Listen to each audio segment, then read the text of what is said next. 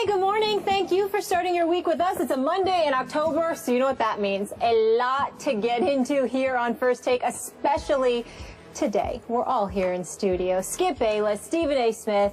I'm Molly Karam. Good morning, everybody. Good morning. How y'all doing? I'm going to shake your hand now because I got an idea. I won't want to shake it in a couple of minutes. I can't let you. You can't? Because I don't want you to get sick. You know I'm mother. Oh, you're sick? Exactly. Oh, I could have gotten you sick, but I looked out. And I didn't do that. You got me sick enough last night. Appreciate that. But yeah, with those tweets. Yeah, I cannot promise, even on a day like today, that I'm not going to make you sick. Because I must tell you, I am looking forward to today's show, especially with this subject. Well, I shouldn't say especially. This comes second today. The stage is yours. But I can't wait for this one either.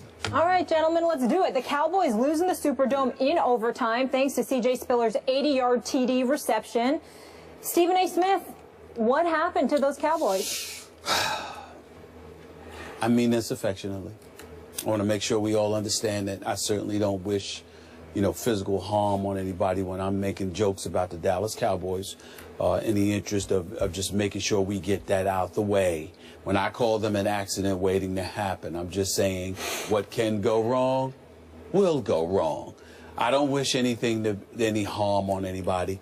I don't wish Sean Lee to go down yet again with concussion issues. I don't wish Lance Dunbar to be out with an ACL and an MCL injury and probably out for the year.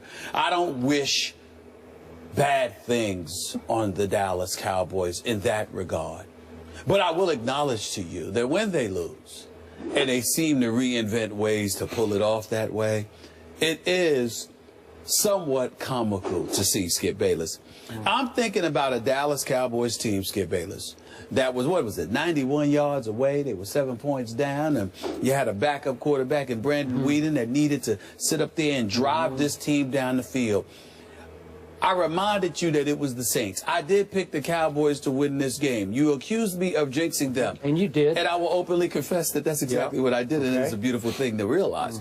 I didn't wish to jinx them in that way where the injuries were taking place, but I did wish to jinx them in terms of the outcome. I'll openly confess that. But never in my wildest dreams, Skip Bayless, did I think that it would go down the way that it went down. For Brandon Weeden to drive them 91 yards. You understand? To connect with Williams on that TD pass in the right corner. To connect with him on a 24-yard pass. Before that, if I remember correctly, Cole Beasley and him hooked up on a 17-yard pass. Jason Witten and him hooked up on like a 29-yard pass. All of this went on in the same drive where Brandon Weeden, who had a relatively pedestrian game, didn't make any turnovers, but at the same time, there was nothing great about him up to this point. The dude showed up when it counted most, Skip Bayless. And somehow, some way, he didn't look like a reserve. He looked like somebody, Molly, Skip, that was capable of leading these Dallas Cowboys, that was capable of filling those shoes of that dude on the sideline with the sling in his arm, with the microphone in his right hand, shouting instructions, because he's usually the starting quarterback. His name is Tony Romo, by the way. You know, when I saw these things transpire, and I saw the Dallas Cowboys tie it up, I started laughing because I said to myself, you know something? There's plenty of time for Drew Brees to drive this team down the field. What a cruel, cruel ending it would be. But you know what? I'm going to make to you is this. Wow. At that particular moment in time, Skip Bayless, all of a sudden, I heard the announcer screaming, there he goes! C.J. Spiller's gone, blah, blah, blah. And all of a sudden, on the second play, just 13 seconds in the overtime, Drew Brees delivered the goods. And I just want to end by saying this. Seems like every time you have somebody coming back, you have somebody else going down. It seems like, Sean Lee, Skip, what injury has this dude had? Has this dude not had? Hamstring, toe, neck, knee. The list goes on. Some dudes, regardless of how talented they are, just ain't meant to play this game. And I don't mean it talent-wise, because I know Sean Lee can play. I'm talking about durability. You can be somewhat brittle, particularly in the NFL game. I guess what I'm trying to say is, I feel bad for you, bro, because New England is next. Is it New England next? A whole lot of people are next and next and after that next. The floor is yours, Skip Bayless, but I just want to say my condolences. I truly mean it. You do not truly mean it, but that's okay. My condolences. Yeah. Why do you have to get them all fired up? Skip. By the way, before I start, at least I didn't pick Indianapolis to be in the Super Bowl. I know. That's true. That's true. That's true. You got me there. But that's just here. Yeah. My heart's not with Indy. Right. Your heart's with Dallas. So you're suffering from a broken heart. Shots fired. Let's stay focused. There's one silver lining to what has happened. Okay. And that is your shtick is getting so old for me that now you're going to have to put it back in your little bag of tricks over there, and you're going to have to leave it there for a long time, because I got to tell you, I'm concerned my Dallas Cowboys are about to become, dare I say, irrelevant, because they are in for a rough stretch. I told you they had 2 winnable games, Atlanta at home and at New Orleans.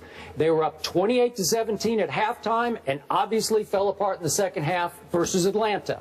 And last night they went to overtime, and as soon as Jason Witten called tails, you got to always call heads. It's always heads. I can't prove that mathematically, but it just always seems to be heads on the overtime flip. He calls tails, it's heads. I said, I'm cooked, because they weren't going to stop Drew Brees at that point. I'm sorry. Okay. I just have a quick question.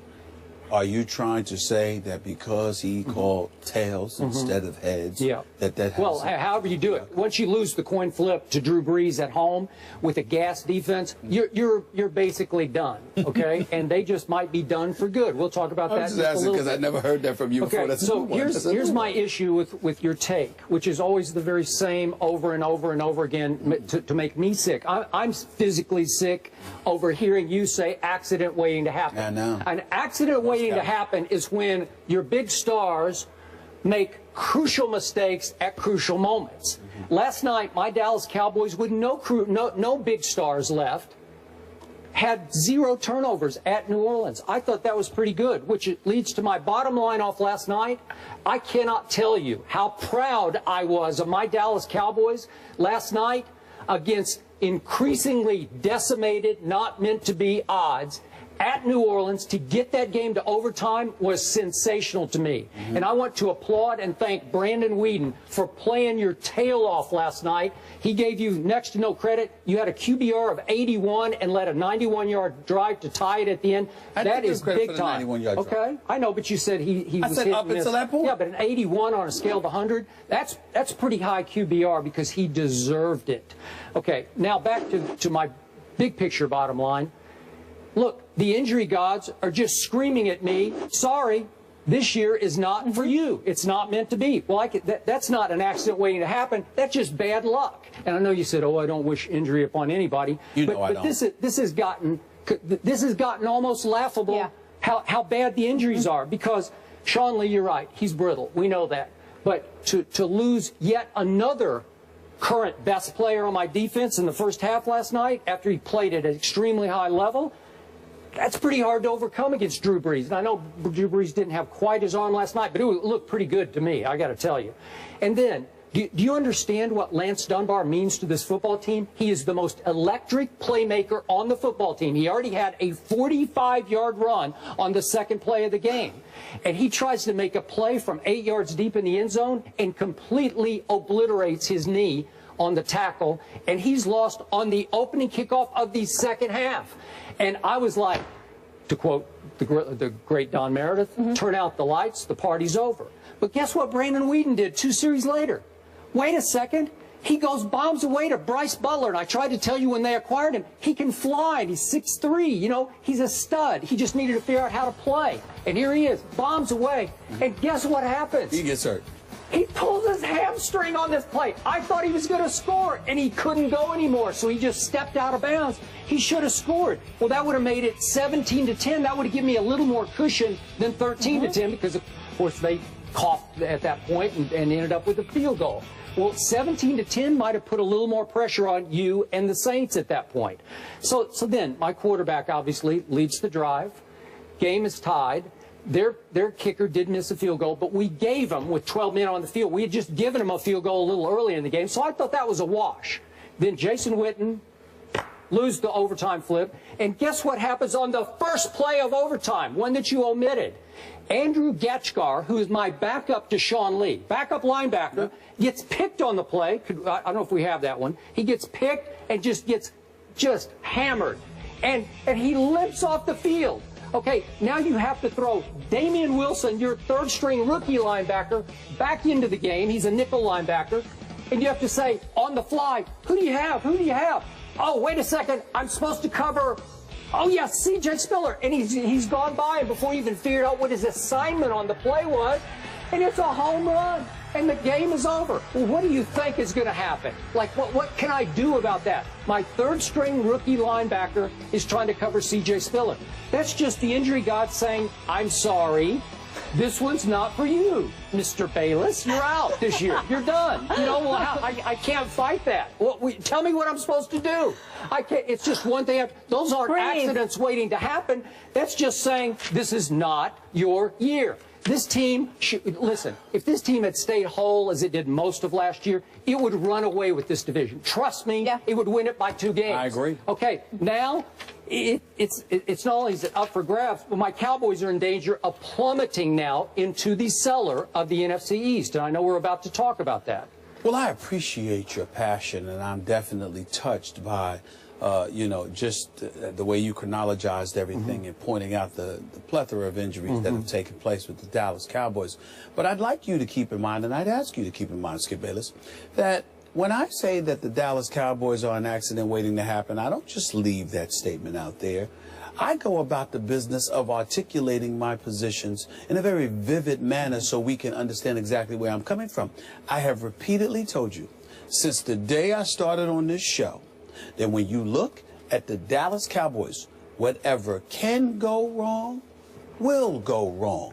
That is what I have said. I have gone on the record and said miraculous plays that work against them, injuries at inopportune times, bad plays at inopportune moments, etc., etc. I have repeatedly stated over and over and over again that something will go wrong with this organization because when your foundation is what they have been about, then it's going to cost you. Yes, you paid, you listen to Tony Romo finally, and you got him an offensive line. But you know what? What about karma, Skip Bayless? What about sitting there and not, don't get me wrong, I understand that DeMarco Murray looks bad in Philadelphia, but he didn't look bad in Dallas. Well, you know what? Dunbar going down, I understand that. Whatever struggles Randall may have had, even though I think he's been okay.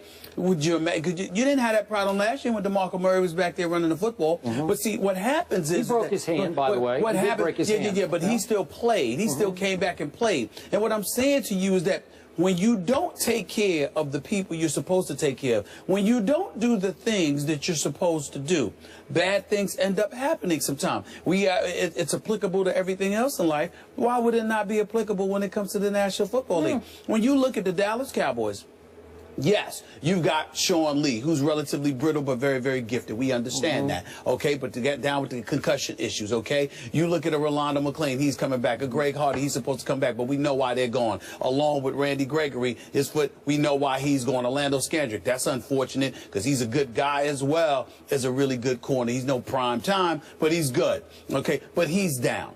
I'm just looking at it from the perspective of there was so much that went right with this team last year. All you had to do was be about the business of standing pat and coming back and going for it. But it's more hype, more bluster, more whatever you want to call it. And it interferes somehow, some way with what's going to transpire for the Dallas Cowboys. I could not have predicted anything specific was going to go down, but I have repeatedly told you when it's time for something to go wrong, it will, because the fabric of this organization that you love just ain't intact, and it continues to show. I'm going to say this again. I will give you interceptions, turnovers of any kind, block punts. You don't have to give me anything. I will give you playing down to an opponent that you should crush and losing a game you shouldn't lose. That's an accident waiting to happen. These happen to 2 or 3 teams every year. They just get decimated. I'm not sure. How about your Giants last year? Were they not just decimated? The Cowboys don't have any of their big 3 this year from last season. Wait a minute. The New York Giants last year, they've always had injuries on their offensive line. They've always had injuries somewhere, but Victor Cruz went down last year. What I'm saying to you is that the Dallas Cowboys, you can sit there and give me whatever or not give me whatever you want. Unfortunately, Skip Bayless, much to your dismay, you don't get to make that call because I am going to continue. I get to forever correct your call. No, that's what I get. Well, you can do whatever you want to do. I'm going to say what I'm going to say. And you can say what that's you what want I'm to trying to say. That's You're fine. going to get nauseated with correcting me about the accident because I kept telling you. And by the way, they're going to come back. Des Bryant's going to come back. Tony Romo's You sure about that? I believe this. I'm just telling you what I believe. I think Tony Romo's going to come back. I think Des Bryant's going to come back. I think Greg Hardy and Randy Gregory and Rolando McClain definitely back. I think they're going to be, I'm talking about not just return, but I think they're going to last. And right when you expect it, when you don't expect it, something's going to go wrong again because that's what happens with the Cowboys. This is what happens. Last quick thought. Sure. If you put DeMarco Murray on a lie detector right now, he'd want to be back in Dallas. I should have taken a little less money to stay home. A little less. Yeah. A little less. And I don't know what a little less was. But not as little as Jerry Jones wanted to give him. I get that. See what I'm saying? Yeah. Yes.